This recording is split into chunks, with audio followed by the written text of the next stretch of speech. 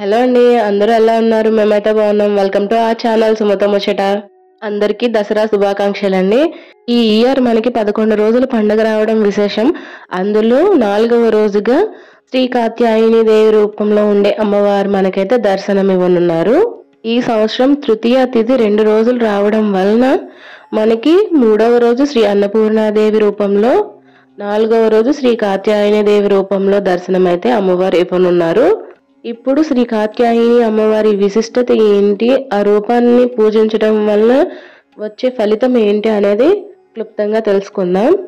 హిందూ శాస్త్రాలు, యోగ తంత్ర విద్యల ప్రకారం కాత్యాయని దేవి అగ్ని చక్రానికి అధిష్టాన దేవత. అలానే పార్వతీదేవి అమ్మవారికి రెండవ పేరు శ్రీ కాత్యాయని దేవి.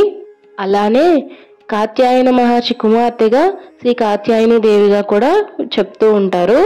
ఈమెని నవదుర్గా రూపాలలో 6వ రోజున శ్రీ కాత్యాయని దేవి రూపంలో కొలుచుకుంటూ ఉంటారు. ఈ అమ్మవారు మహిషాసురుణ్ణి సంహరించడానికి పార్వతీదేవికి సహాయం చేసినట్టుగా చెప్తారు.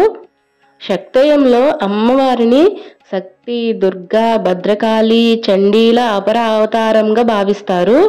గురుగ్రహం కాత్యాయని అమ్మవారిచే పాలించబడుతుందని నమ్ముతారు. శ్రీ కాత్యాయని దేవి అమ్మవారు 4 చేతులతో, కుడి చేతితో కత్తి, అలానే సింహంపై స్వారీ చేస్తున్నట్టుగా చిత్రీకరిస్తూ ఉంటారు. ఇప్పుడు ఈ వీడియోలో చూస్తున్నట్టు అమ్మవారిని అయితే మనం దర్శనం చేసుకుంటూ ఉంటాము. అమ్మవారిని ప్రత్యేకంగా దేవీ నవరాత్రుల్లోనే కాకుండా ఆశ్వయుజ శుద్ధ షష్ఠి నాడు కూడా ఎక్కువగా పూజిస్తూ ఉంటారు. ప్రత్యేకంగా ఈ అమ్మవారిని వివాహం కానటువంటి వారు పూజించడం వల్ల త్వరగా వివాహం జరుగుతుంది, మంచి భాగస్వామి మన జీవితంలోకి వస్తారని విశ్వాసం. అలానే వివాహం అయిన వారు పూజించడం ద్వారా వైవాహిక జీవితం ఆనందంగా జరుగుతుందని భావిస్తారు. సంతానం లేని వారు పూజించడం ద్వారా మంచి సత్సంతానం కలుగుతుందని నమ్మకం. అలానే శత్రువులపై విజయం సాధించడానికి కూడా అమ్మవారిని ప్రత్యేకంగా పూజిస్తూ ఉంటారు. శ్రీ కాత్యాయని దేవి అమ్మవారి ఆరాధన అంతర్దృష్టి, జ్ఞానాన్ని నియంత్రించబడి అగ్నిచక్రం క్రియాశీలతతో ముడిపడి ఉంటుంది.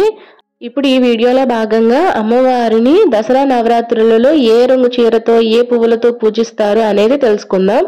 అమ్మవారిని ప్రత్యేకంగా ఎరుపు రంగు చీరలోనే ఎక్కువగా అలంకరిస్తూ ఉంటారు, లేదా పసుపు రంగు చీరతో అయినా పూజిస్తూ ఉంటారు. అమ్మవారికి ఎక్కువగా ఎర్ర మందారాల్ని, గులాబీ పువ్వుల్ని ఉపయోగించి పూజిస్తూ ఉంటారు. అమ్మవారికి ప్రసాదాలుగా పాయసం గాని, రవ్వ కేసరిని గాని నివేదిస్తూ ఉంటారు.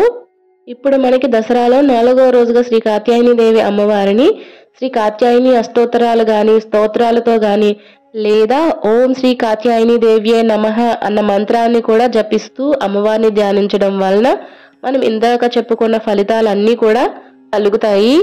అలానే మన ఛానల్లో శ్రీ కాత్యాయని దేవి అమ్మవారి అష్టోత్తర శతనామావళి ఉందండి.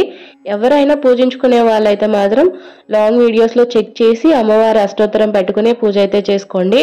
లాస్ట్ లో అమ్మవారి బీజ మంత్రాలను అయితే చూద్దాం. ఓం హ్రీం కాత్యాయన్యై స్వాహ లేదా క్లీం శ్రీం త్రినేత్రాయై నమః అన్న మంత్రాలతో అమ్మవారిని అయితే ఈ దేవి నవరాత్రులలో 108 సార్లు జపించడం వలన మంచి ఫలితాలు కలుగుతాయి. ఈ కాత్యాయని దేవి అమ్మవారి అనుగ్రహం అందరికీ కలగాలని మనస్ఫూర్తిగా కోరుకుంటూ ఈ వీడియోని ఇక్కడితో ఎండ్ చేస్తున్నానండి. ఈ వీడియో నచ్చితే గనక లైక్ చేయండి, షేర్ చేయండి, ఛానల్ అయితే సబ్స్క్రైబ్ చేయడం మర్చిపోకండి. Thank you for watching.